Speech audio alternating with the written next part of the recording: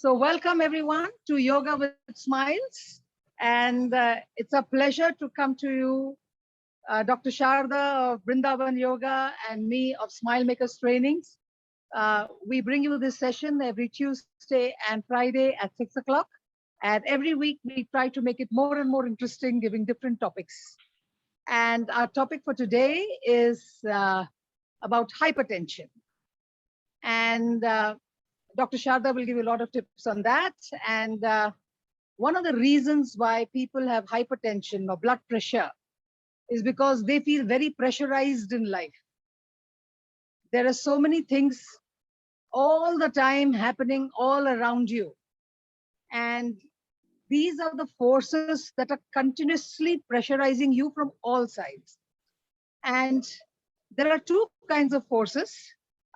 One is called restraining force, and one is called driving force.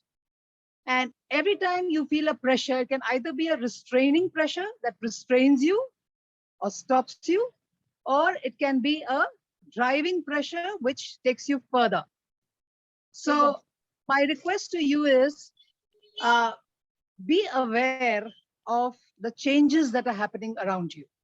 Because every time there is a force, there is a pressure, there is some change happening around you. And you have a choice of whether you want to accept this change or whether you want to resist this change or whether you want to go with the flow of the change. Okay? So be aware of the changes are there, and please understand there is only one constant thing in this world, and that is change. Change is the only constant that you have in life. So enjoy yourself along with the change. Is it possible? Yeah? Because the minute you resist the pressure builds up inside you. Okay? So one small tip in managing change is to be aware of the pressures that are driving you, or the pressures that you are resisting. Can you be aware? It's a very simple tip. Is it a driving pressure or is it a resisting pressure? Got it? And once you're aware of it, you learn to accept and go with the flow. Okay, so that's it about pressure and facing the change and facing the pressures around you. And over to Dr. Sharda. She will talk about the next step. Thank you, Dr. Sharda. You talk about hypertension or blood pressure. Yeah. Thank you. Thank you, Shobha Madam. Yeah. So can you people see me? Over to you, doctor. Can you hear? Yeah. Yeah, Your voice is not audible.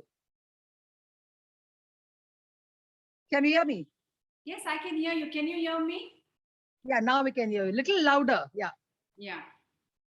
Okay, so today we're going to talk about hypertension or the blood pressure. As we all know, 1 in 5 people suffer from blood pressure. So it's about more than 8 crore people in India are suffering from hypertension. And once we get into this lifestyle, slowly we start building the pressure in our heart. So what happens is, because this is a slow building process, it starts from 120 to 124, 130, 140. So we start neglecting it because we get used to this high blood pressure. But what happens is, as years pass, in 5 years or in 10 years, you notice that you are not the person you used to be. So if you get maybe a high BP at 45 years, by the time you're 55, you have reached from 120 BP to 140 to 160 already. And now there is an increased pressure on your heart. So it starts pumping at a high rate, and your heart doesn't have the time to rest. So when the heart is not resting, the systolic and the diastolic. So when the heart is not resting, it has to continuously pump, and the pressure again builds up. So this is like a circle. It keeps going on and on. Now, if you go to the doctor, they give you pills. So when they manage it, it's like a band-aid. Now, if you in case you are having a small baby and you have left your baby at child care center because you're working. Now, at the child care center, or maybe if you have left her at home, and the caretaker, you think the baby is sleeping. There is no noise from the baby.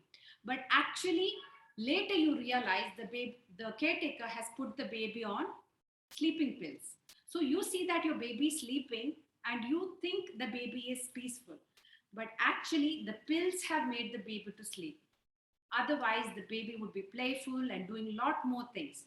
So the same thing you're doing to your body knowingly. This is unknowingly. But knowingly what you're doing is you're taking pills and you're trying to control your BP like a band-aid. It's not helping you in any way. It in fact is putting an extra load on your kidneys, on your liver, and it has to take that extra burden and cleanse that chemical that you are put in on a daily basis. So you can actually do it in a natural way. It is not difficult and it will not take months or years for you to reverse diabetes. Reversal of diabetes is a very, very simple thing if you follow lifestyle changes. So, how do you do the lifestyle change? So, I will give you in routine. First most important thing is the morning routine. So, as you wake up in the morning, the first thing you have to do is prayer. So you can wake up and you can have your shower. And once you have your shower, you can then pray to God. So what do you pray? So either you can read Bible or Bhagavad Gita. So when you read, you whatever stress is in your mind level, you start to understand this world is not just you and your kids. There's much more to this world than your small world. So then you start releasing stress because you know there is one more higher energy than what you are. So you start releasing stress. So that is why you have to trust in something higher than you. That is why you have to have prayer and also gratitude for all the good things in your life. So when you are grateful for all the good things, you start becoming healing from inside out. Okay. And what is management? Management is not going to be with the tablets. It's never going to be with the tablet. Management is going to be with cleanliness of your mind and your body. So I've already told you how to do with your mind. A prayer will definitely cleanse your mind. And also with the body. Now, when we are coming to the body, it's going to be exercise, yoga, meditation, pranayama, all this stuff. So what happens is most of the time we are safeguarding our body. We are not moving, we are only sitting, we just walk slowly, we are not shaking our body. So what happens is there is a lot of inertia in our body. So what happens is the body tends to become very much like without movement, the energy flow in your body becomes very much stagnant. So now your body wants that extra movement. It is asking you for that. But because of your stress, you're trying to hold on to your body. So what you have to do is come out of that and start exercising. So after the prayer, you have to go for exercise, either in the form of brisk walking or Surya Namaskara. So what you have to do is start slow. You can start with 1 minute walk, 2 minute walk, then increase it to 10 to 20 minutes. If you're doing Surya Namaskara, you can start from 1 Surya Namaskara to 4 to 8, up to 20 Surya Namaskaras. So as your body gets used to it, then you start increasing the pace. So that is how you start doing exercise. And then you have to always, once you have done the exercise, you have to end it with a relaxation. So you have to go on to Shavasana. Everybody knows what is Shavasana. Lying down like a dead person and then releasing all the stress. It's not that you're brisk walking and then you are going back to work and then getting up all that stress. Don't do that. What you have to do is after you exercise, you have to rest in Shavasana. Close your eyes, feel your heart rate, feel your breath, feel all the changes that is happening inside you, and totally relax your body. This is how you have to do your exercise. And if possible, always try to do your exercise in open air. Do not try to do it in closed places, in the gym or in an AC. You're not going to have that exchange of oxygen and carbon dioxide. And the nature has so much of potential. It's going to give you all that vibration, the beautiful energy to you. You're going to miss all that. And also the clothing that you wear. Make sure you're not wearing tight clothing and your clothing are white in color, it's cotton, it's breathable. So wear something which makes you to absorb that, energy from outside. So once you're finished with your exercise, you come back home and you have your detox juice. So what kind of juice? The best juice for hypertension is ash gourd juice. Ash gourd has the potential to detox your blood completely. So if you keep doing it maybe 1 week or 2 weeks, you already start seeing the changes. So how do you prepare ash gourd juice? So you take around 200 grams of ash gourd, you take the skin off, and you put it in the blender, you put some cold water, then without salt or without any spices, you juice it and you drink it in your empty stomach. So this is going to be your morning drink. So ash gourd juice is something what you're going to have in the morning. After that, what you're going to do is you're going to do sunbathing. Most of us Indians, we have deficiency of vitamin D. Vitamin D is very important for a body to relax.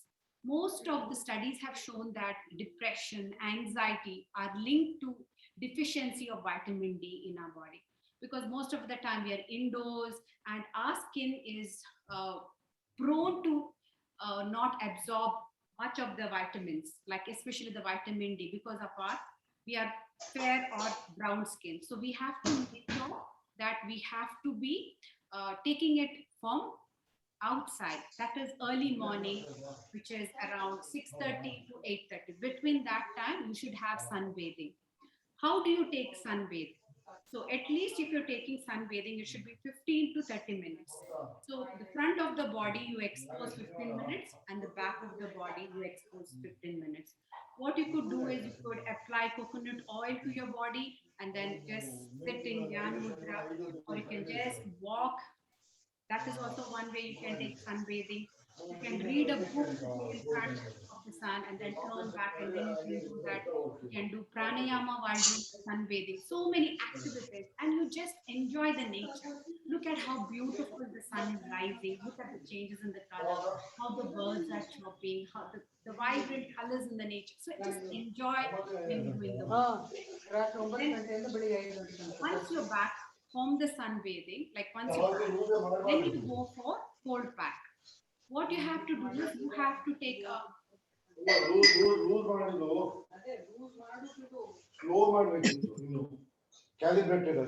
so what you have to do is you have to take a cotton towel and then place it on your tummy. Wet the towel and then place it on your tummy. So this is going to take off the excess heat from your body, because what happens is this is a pitta. Pitta in the sense there's excess metabolism, not metabolism, there's excess heat in your body. So when there is excess heat, you have to bring down the heat. How do you bring down the heat? That is by cold. So you take a cold pack and put it to your stomach and one cold pack to your eyes. So this you leave it for 20 minutes. So this is an important procedure for detox. So while you're doing this, try not to eat anything, and you do it at least for 3 months.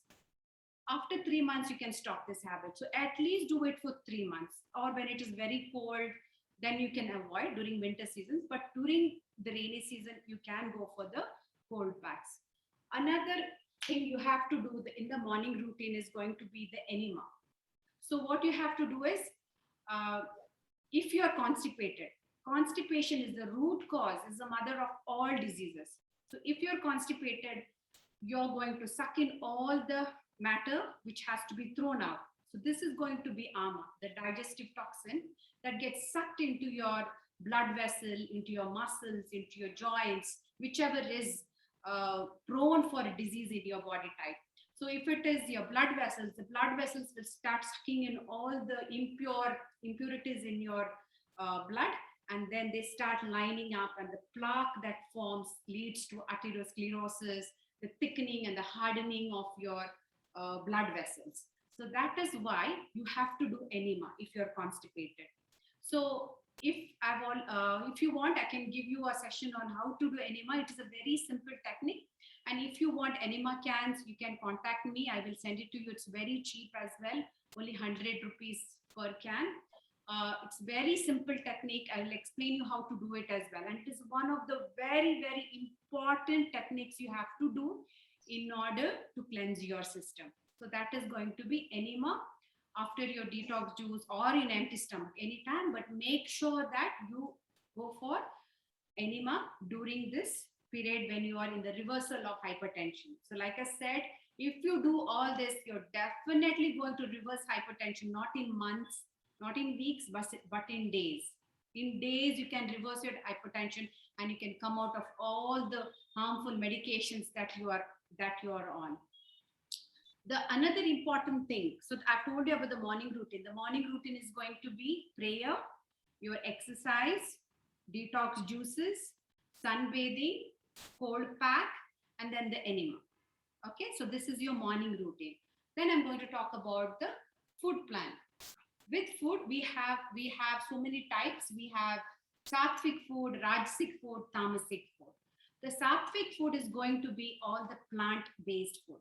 So anything that is full of life, which is nourished by earth.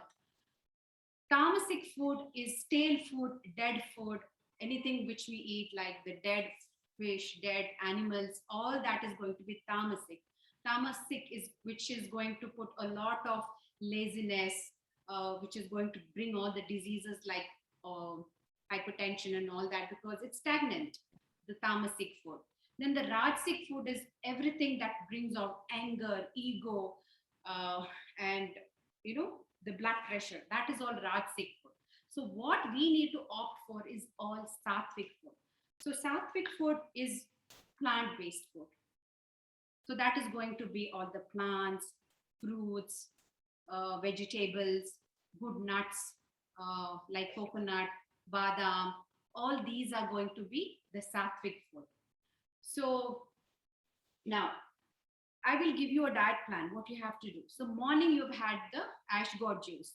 So after that, after 2 hours of your ash god, you finished your sunbathing, you finished with your enema, your prayer and all that. So after that, you have your breakfast. Your breakfast is going to be fruits. So you can have one fruit of your choice. The best fruit is going to be papaya because it helps with constipation. It's also going to give you a lot of bulk for your stools. So in case you're tired of having papaya, you can switch your fruit to watermelon, or you can have 2 or 3 different fruits like muskmelon, any fruit of your choice. Try to have this fruits of your choice. You can mix fruit as well. So this is going to be your breakfast. Then for your lunch, you can go for grains. So try to go for whole grains as much as possible. Try not to have multi-fruit, grains. Try to have one grain at a time, like you are having ragi or whole wheat, but have whole wheat. Instead of having white rice, go for red rice. Instead of having maida, go for wheat. We know all this, but when it comes to food, we find that while eating white rice, our taste buds are even more happier. Our sambar tastes better, our chicken curry tastes better with white rice. But it is all very healthy choices. If you choose to eat healthy, you see that your food become tasty when you have red rice also. Because your mind knows now that I'm having red rice. It's having it's packed with minerals. It's packed with all that I need for a healthy gut.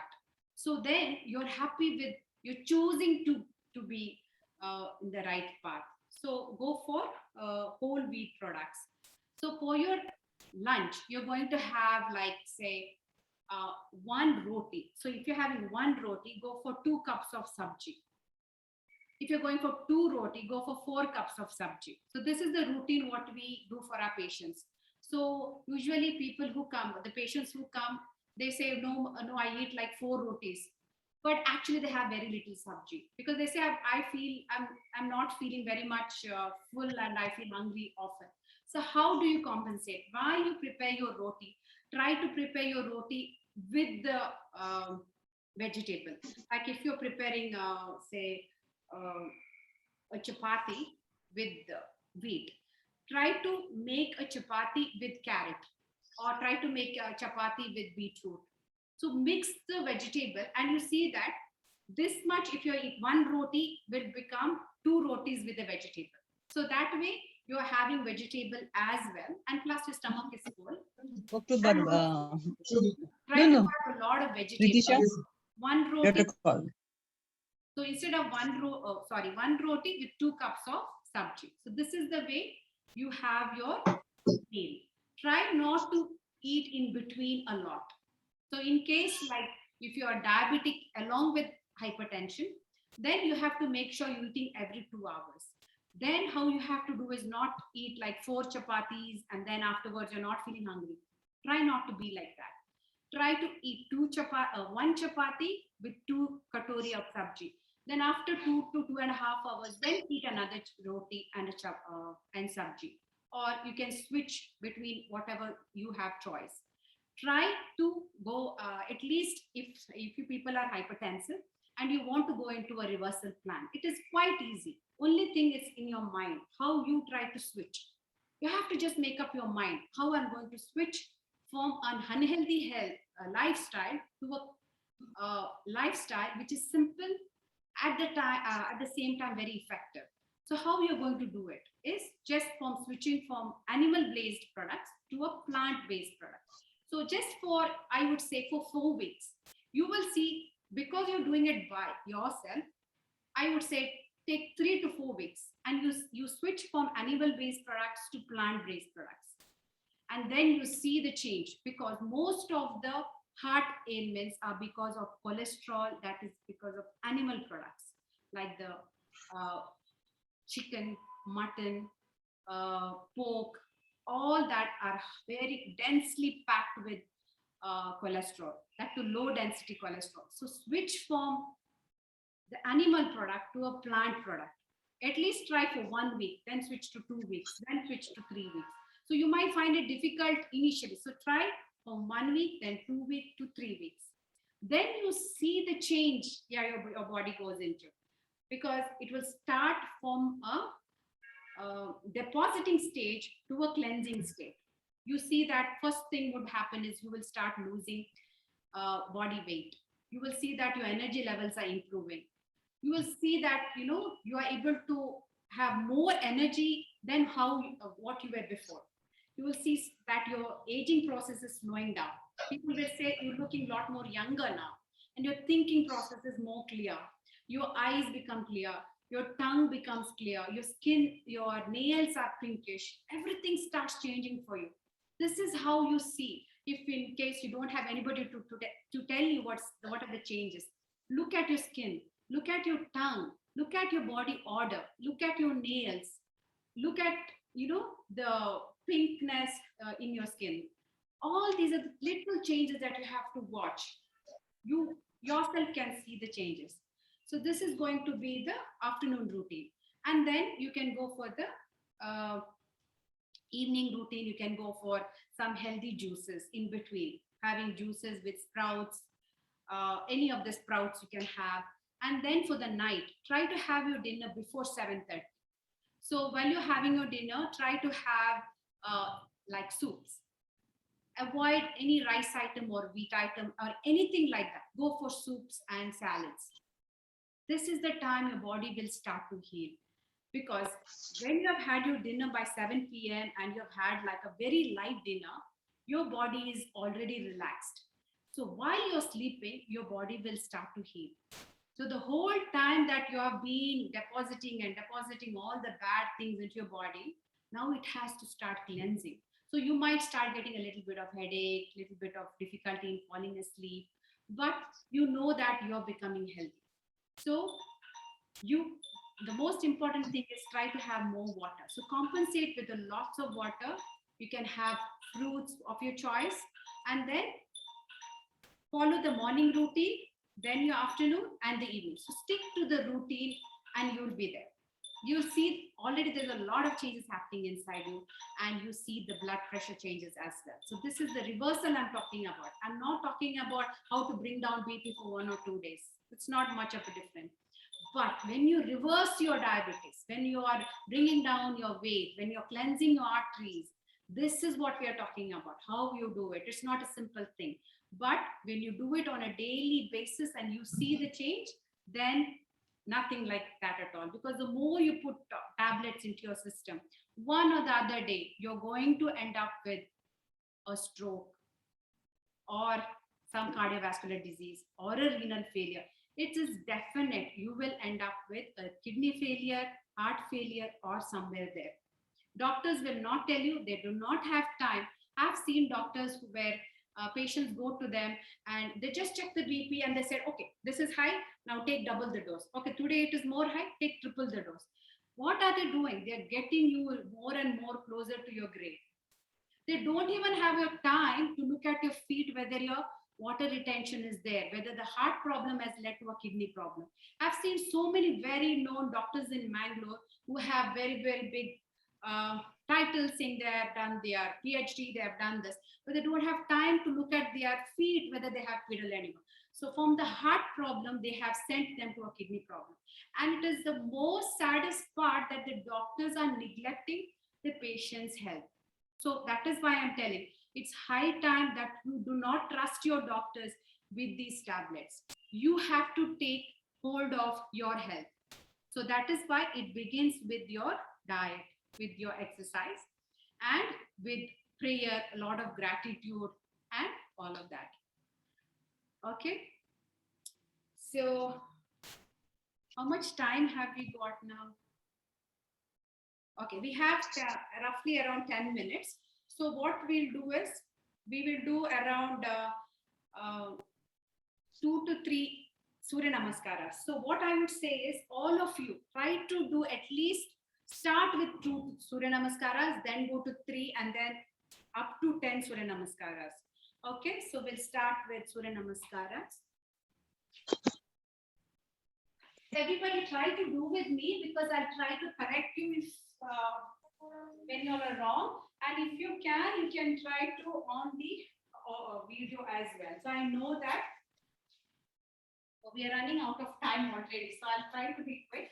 At least I'll try to do one of the Surya Namaskara. So adapt Namaskara Mudra. Make sure your body is nice and straight. Then inhale and give a back stretch. Hold this position for at least 5 to 10 counts. Then exhale and bend down. So here, you're again working on stabilizing your BP because you're bending forward. If you are high blood hypertensive, avoid bending too much forward. Bend only this much. If it is okay and you're not getting a head leak, then you can bend more forward. Now, take your right leg back and stretch your hips. Open up your hips and look up. Here, normal breathing. Maintain at least 5 to 10 counts. Today we have time restrictions, so I'm going further. Then we go to this position, normal breathing here. Here, try to tighten your core muscles. Try to hold your abdomen. Tighten. Then we go for a relaxing pose. Inhale and exhale. Inhale and exhale. Come forward. Normal breathing here. From here. Inhale. Stretch up. See, you're getting movements to all your joints. Exercising all these points. Look up. The beautiful stretch in your body. Now mountain pose. Inhale and exhale. Feel the blood flow to your face. Enjoy every pose you're doing. Try to be in your pose. Now inhale, bring your right leg front. Exhale, bring both the legs together. Inhale. And exhale. So this is Surya Namaskar. And this is quite a popular thing. Everybody knows about this. If in case you're not sure, you can also look it up on the internet. Can you see me? Yeah. Okay. So now we'll go to the practice of pranayama. Okay, so make sure your clothing is not tight and you're sitting in any comfortable position. Close your eyes. And now is the time you're going to charge your batteries. Just observe, close your eyes and observe your thoughts. If something is bothering you, let it go. It's not important at all. Just come back to your breath. See how the cold air enters your nostrils and the warm air comes out. Just keep observing for 3 to 4 breaths. Go for deep inhalation and exhalations.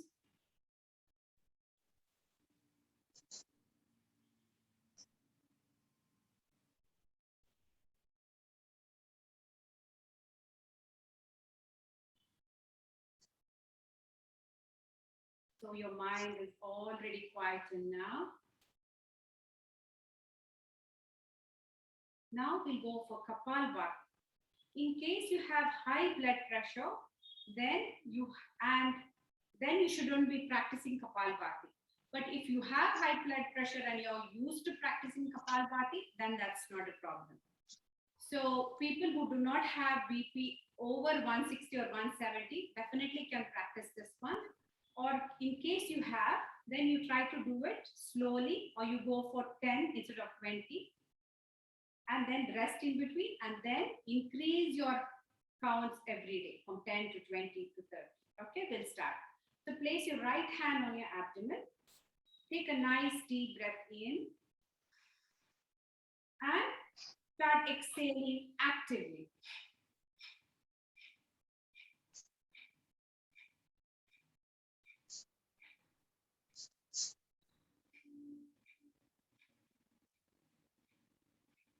Yes, so we'll do this 20 times. Once again, inhale. Keep exhaling.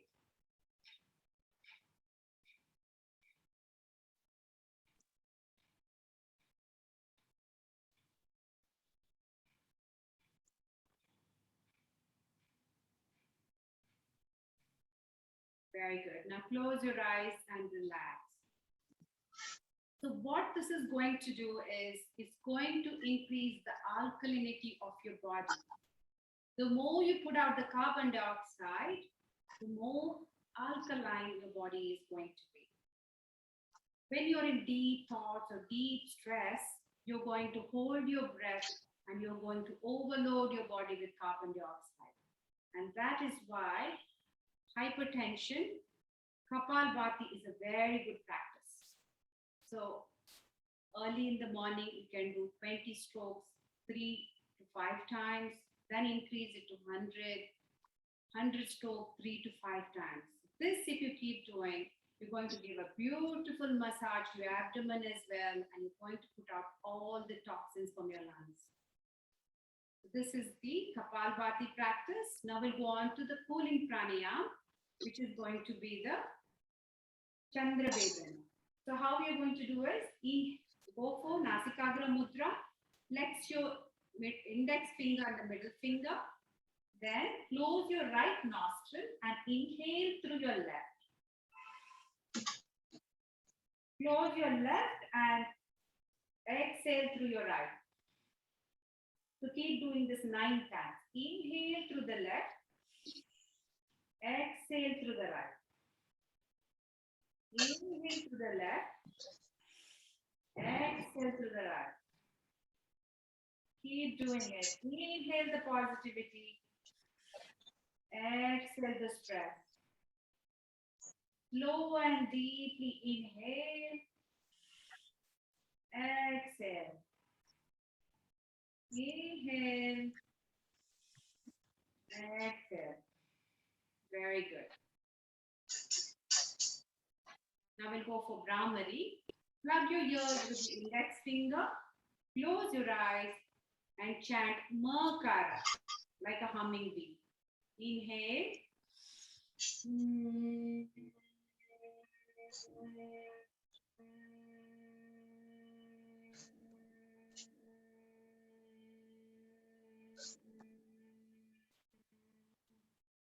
So this practice is very good to calm down your mind because the Makara would calm down the whole brain and you can feel the vibrations and you can feel the relaxation. Close your eyes and feel the vibration in the head region.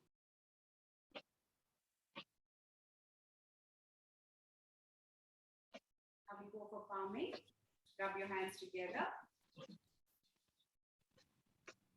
Cup them and place them over your eyes. Release all tension from your face. Inhale and exhale. Thank you. So I hope this is definitely going to give you one step forward towards. Thank you, Dr. Sharda. That was really, really so informative. You went on and on and on giving tips, and I'm sure it must have been really useful to everybody. Uh, Whether you get pressure in life, whether physically or mentally, there is always a solution for everything. And you really made, the kind of tips that you're giving today to everybody. We have actually tried it out, every single thing, and we have seen the difference in our lifestyle. With the small changes in our lifestyle, we have seen how easy it is to face the pressures of life. So thank you so much, and I'm sure every single session is, of value to you. A simple thing, and I just want to add, along with ashcoat juice, we add watermelon, or we add pineapple, or we add some fruit, because ashcoat juice, and it's part of our daily routine now. Yeah. If your husbands refuse to take it, just add some fruit juice to it. And my husband now, with the fruits, he will. It sounds funny, but it's not so bad after all. So we also have made we have made so many changes in our lifestyle, and I request all of you to make